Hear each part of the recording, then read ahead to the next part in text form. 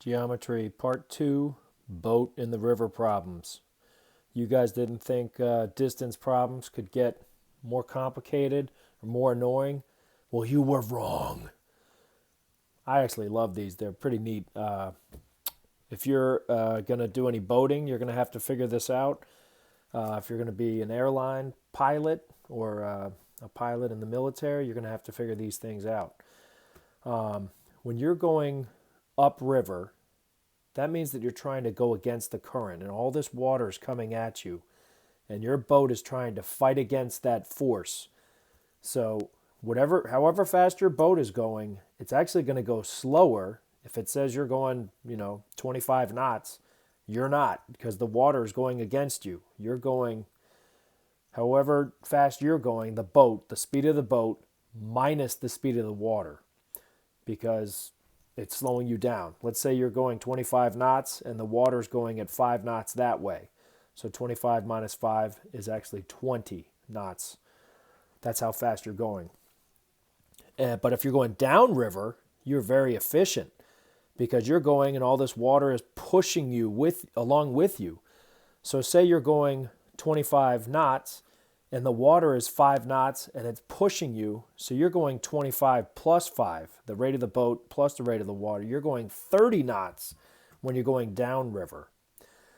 So the basic equations are the rate upriver is boat minus water. The rate downriver is boat plus water. Same thing with airplanes.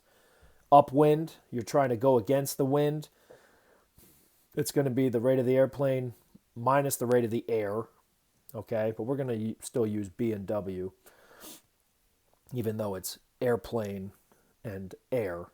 And then when you're going with, for instance, the jet stream, which they discovered in World War II, it's airplane plus the speed of the air, okay?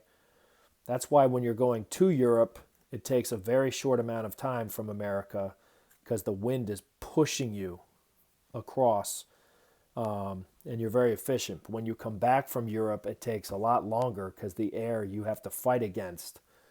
So distance equals rate times time. So the distance upriver is the rate upriver, boat minus water, because you're fighting the water, times the time upriver.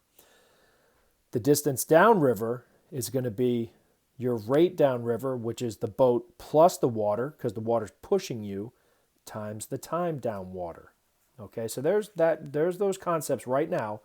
Let me erase this and get back to you so we can do a problem. Just a moment.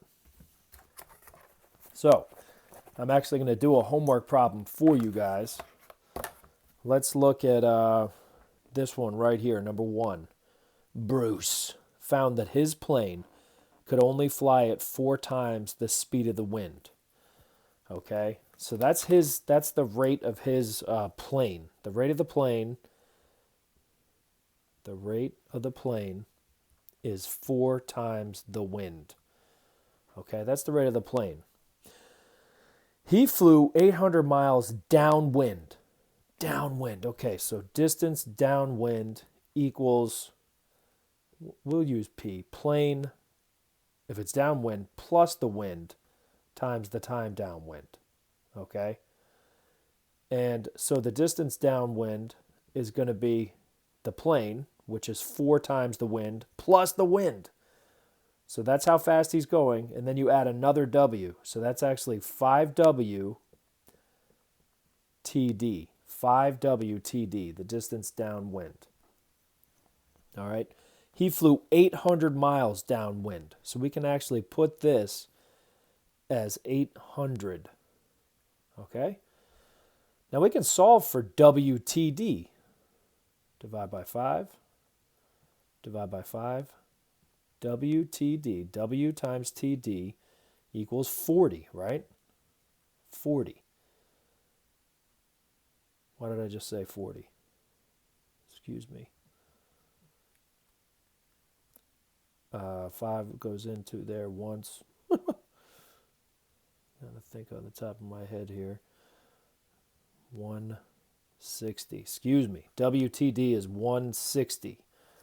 All right. Now what else did they tell us? It takes him 1 more hour than it took to fly 300 miles upwind. Well, upwind is going to be, the distance upwind is going to be the rate of the plane minus the rate of the wind times the time upwind, okay? So the distance upwind was 300 miles. 300. The rate of the plane is 4W. 4W minus W is 3W times TU. All right?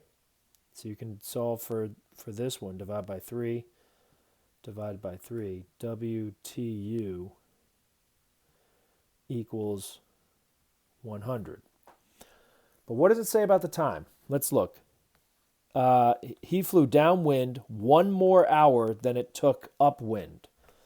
So the time downwind was 1 more hour than the time upwind. Got that? So if we plug that in right here, TD equals TU plus 1. Watch. So 160 equals W times TU plus 1. So 160 equals WTU, because this has to be distributed, WTU, plus W. Goes over here too. Oh no, what is WTU? We know that it's 100. So 160 equals 100 plus the wind. So the wind must be 60. The rate of the wind must be 60. Okay? And the question is, what was the speed of the plane in still air? Okay? Well, the speed of the plane is 4 times the wind. So 4 times 60 is 240. The rate of the plane is 240. And what was the speed of the wind? Well, that's what we figured out. 60 for the wind, 240 for the rate of the plane. Not an easy concept, guys, but I'm confident you guys can get it. Please give me a call. I want to help you out. Skype, whatever. See ya.